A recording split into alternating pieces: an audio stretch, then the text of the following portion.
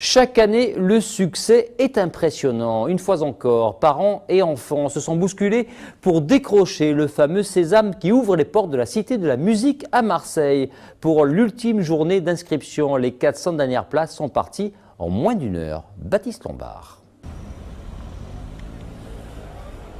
La loi de l'offre et de la demande fait qu'il y a toujours des gens qui viennent un peu plus tôt que les autres. Mais effectivement, il y a des gens qui se lèvent malheureusement encore vers 4-5 heures pour venir pour être sûr d'avoir leur place à la Cité.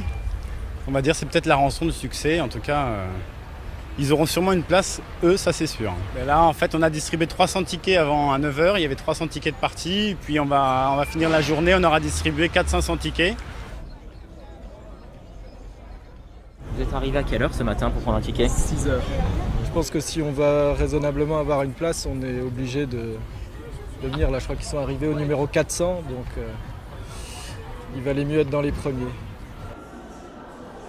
Là, nous avons déjà inscrit 1800 élèves, donc c'est la dernière journée d'inscription. Cet après-midi, nous inscrivons 400 élèves. Mais effectivement, il y a un peu plus de demandes que d'offres, mais tout est organisé pour que, malgré tout, les demandes soient satisfaites. Si elles ne le sont pas aujourd'hui, elles seront dans les semaines qui suivent. Il y a le fait que ce soit à un prix très attractif. Je dis que c'est un service public, nous en sommes assez fiers. Il est prioritairement soutenu et financé par les collectivités publiques et en priorité la ville de Marseille, qui finance à peu près entre 70 et 80% du coût de cet enseignement.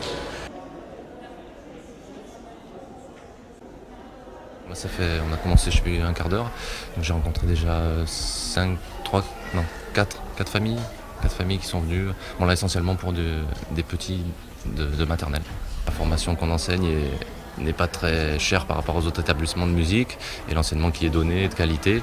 Ça fait que du coup je comprends que les gens veulent placer leurs enfants dans les meilleures conditions possibles.